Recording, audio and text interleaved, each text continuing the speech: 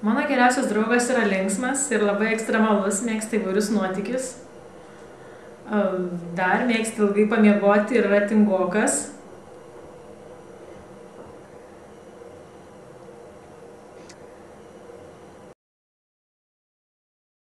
Mano geriausias draugas turi būti ištikimas,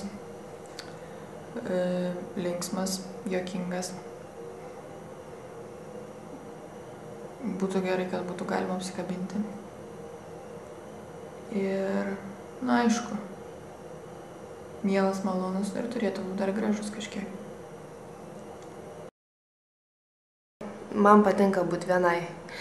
Aišku, ta vienatvė kartais atsibosta irgi. Norisi išeiti su kuo nors pabūt, bet labiausiai tai man patinka būti vienai.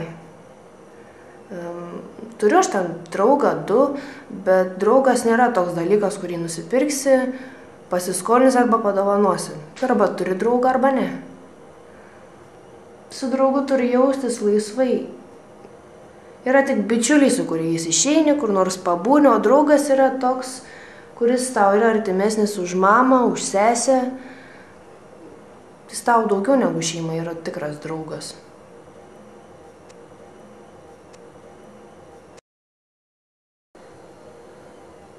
Tai nežinau, koks tas geriausias draugas turėtų būti, jis kažkokių fizinių savybių, nežinau, ar galime vardinti kažkokias fizinės savybės jam.